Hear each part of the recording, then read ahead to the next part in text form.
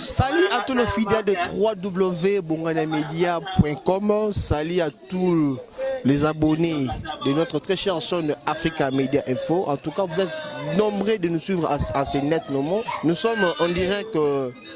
Kinshasa, précisément dans la commune de Lemba, dans la résidence de notre artiste Mindondo. Il y a Solange, comme on l'appelle souvent. Il y a Solange. Toujours informé d'une triste nouvelle à Koufi Lelo na Katkata Boutou. Et c'est là qu'il n'a pas si on moni biso Bongana Media et l'ongona équipe ya Africa Media Info. To kiti awa na lemba po to bekape ko information pourtant et comme biso étant que ba journaliste que ba présentateur ya émission le quoi to zara tout près na ba artiste na biso comédien tout artiste musicien dans cas de problème ici un rato qui t'a fait toujours information sur le terrain neto kiti a bon lemba mais kasi tout comme les difficultés mon famille baza vraiment touché bazo lela makasi moi to ton bongo miko ezala kité mais kasi tout au long de l'émission titre aussi ça tu vas bongo kende ceux qui possibilités za ko na moko ya membre de ma famille mais dans l'autre temps le ko là tout a besoin tout informer bino toujours moko ya artiste comédien oh ya lobby qui azala alekaki na makolo ya maman na biso Mindondo ya Solange avec bon quoi cadré artistique et puis côté ya ballet parce que n'oublions pas que notre artiste Mindondo o atiki biso azaki bongo pe mutababina kota ballet ndeto ya mine de ko mbote papa tomoni awa na lia matanga ipa ya maman na biso Mindondo yepsa vous allez partir RNI tout ça. En tout cas vraiment choqué hein et ça la m'a pas signé on a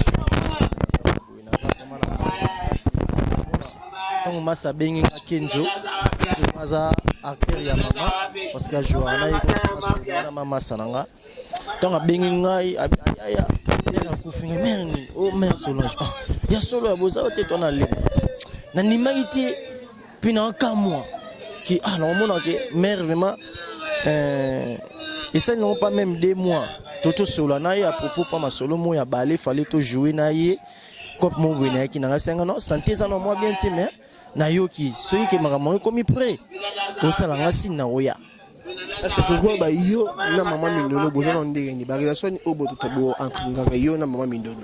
maman Mindondo azalo a maman oyanga parce que maman Mindondo tango à travers un groupe salongo donc tout le monde a d'abord maman surtout parce que on a travaillé pas maman linga donc on a maman na maman linga de maman Mindondo tango zoya pas maman linga toujours jouer na bango na quatre groupe toli donc déjà tout comment qui déjà une famille ba que oh bana donc si na ndenge peut avec encadrer biso lisusu na balé tant to bandi balé sika donc toujours travailler na Solange donc toujours travailler na ensemble na papa bazaki mo ebele bazaki mena papa masasi donc on a travaillé ensemble na ba vieux Sami Mokili donc tous ensemble toujours travailler vraiment balé donc aux hommes qui ont encouragé biso vraiment na balé si le na za ndenge na zali boy donc c'est ça la relation au tenga na maman Solange to yaka oyebana na kati ya groupe tolé pa maman linga. Ok, na kati ya groupe toli maman linga est-ce que nga yeba malade belaki est-ce que oza informé ndé na malade na liwa kusa belaki pendant temps moulai te bendengeni kobela vraiment ya temps moulai vraiment te parce que tout ça non 2 mois te vieux munduri tu kufa tout ça là qui na matanga vieux munduri mère vraiment santé za là qui na ngo bien mais tant on a bengi na bise pour pourquoi kopo na joie qui ya balé abisinga non diesel nzote zanga non bien te mais ce qui na commis bien na oya to sala ko patema ko pangeza na sanza o to zokoto ya 8e mois ya ko mo bi fa to sala tamo na pointe noire to ke no beta kuna na yiza masolomo ya bali bon c'est gars bon mais na oya na parler to sola parce que to sola déjà dans les réseaux sociaux to sola bon ça m'étonne vraiment na mona que ma mère vraiment kotika biso boy donc liwa malagata boy bon na habité ceux qui ezaki vraiment nini vraiment malade dans za manini vraiment donc ça va passer ça passer na mona mère vraiment ndenge anoya na rep azo conseiller biso bobunda bobina balé fungola ba porte parce que mère ano kende ba voyage trop na balé parce que mère ano bina na balé national ana bina na balé national ana mongita so na yemso na répétition na zomona donc ana pesa biso peka toujours makasi donc azo fortifier to bina lobi à venir ezali na musala donc toujours mère ano linga toujours bato ba bosaka po moi za bosser donc ils ont ça la passe vraiment na romona vraiment que yona maza aza élément aza vraiment ba basali mingi ba sepel sa biso na ba ser na biso li parti donc ils ont ça la passe donner naza vraiment donc naza vraiment na passe ya montima parce que on a za maman parce que baza ba maman ba laxi biso musala donc na nzela ya maman alinga de na ibaki maman Solange donc que son nom répond un peu toujours dans mon frère. Voilà, et donc ça là vraiment pas si na ndenge to bon ça ba monument ba élément ba to makasi na monde na biso ya art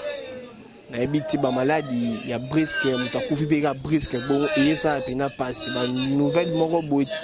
na ebiti so na qualifier on ndenge ni et ça pena passe parce que lobi to bon c'est bon ngweri mundo to akufaki na ilonga ba artiste na sus au peut-être ba sani pena kombote ba nsu ba kufaki nsu be le même jour matanga munore isalia ki toujours perdre ba artiste ebele na ebité to ya mortalité na mboka na biso Congo ezo mataka asi ko mata na ebité qu'est-ce qui se passe au juste qu'est-ce qui se passe au juste na kata makambo yango ya mbori meke de na matanga papa mundori de kalaminga te maman Olive auto pesa su mbongo epa ya papa biso vie de loin oyo isengeli akene mikili msusu po azo traitement na fait d'ici to le mikilo oyo on va akene azo mo traitement na ye mais zo mona ke ba artiste baza bon combattre ba c'est bon baza bongo na ba okuta na bakambo ebele oyo esenga vraiment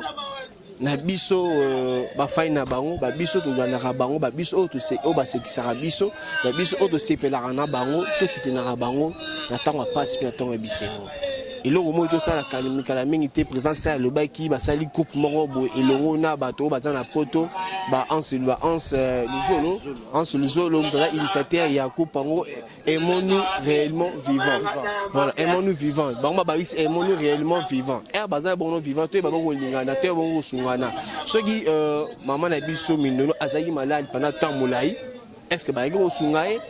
tout le monde a les siko ba caméra kiti ba artiste bon ye belé ba luka ba pesa ba cotisation ba luka ba sala nini est-ce que azaki vivant na era maladie na ye est-ce que ba ngo sungaye prochainement une question o esengi bongo to mituna na pena mingi nga pasi na ezaka poto to bungisi moto munene ye asuka ikakate na côté ya théâtre to ya maboke mais akeneti na côté ya bali ye azali bongo témoignage vivant ya ye o azo témoigner que soki lelo akomi kobina balé eza grâce ya maman na biso mindondo na ebité témoignage ni ya makasi o rotika lango na mémoire ya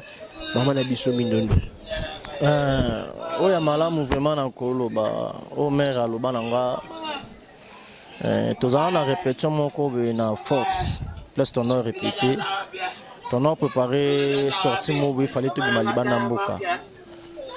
aloba nanga kaka diesel ozana venir lobby lendanga na musala ozo sala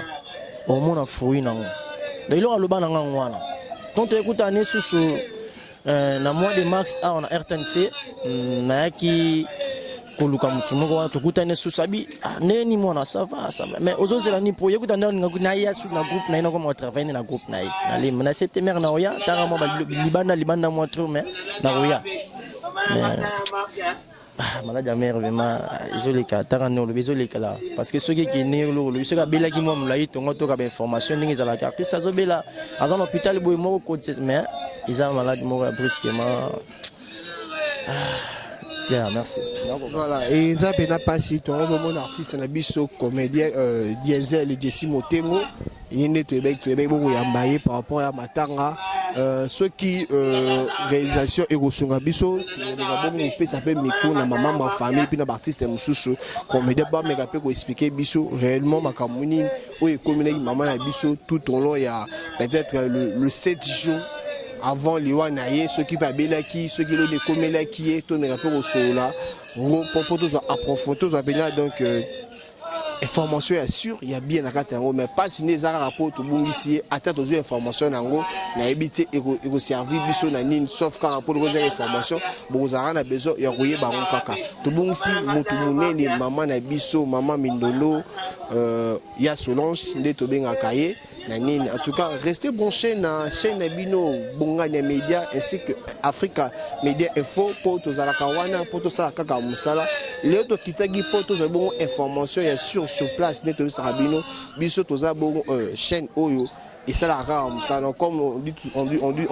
souvent qu'une chaîne télévisée a toujours 3 rôles. Il y a ça, il y a Bino, il y a un rôle réformer Bino, un rôle divertir Bino, et puis rôle il y a former Bino. Voilà, ils ont une tâche, il y a une information. Marguerite, c'est une information écologique, c'est une triste information, mais là on sent des attirs. Restez branchés et puis je dis merci à l'équipe technique. Il y a Bongania Media et puis il y a Africa Media Info. Il y a Moni Yoshi, Bangoula dans ma caméra et puis il y a d'abord assisté à Junior Gonjo de la sagesse, l'assistance souvent la technique. Restez branchés, Trokutani Bongo,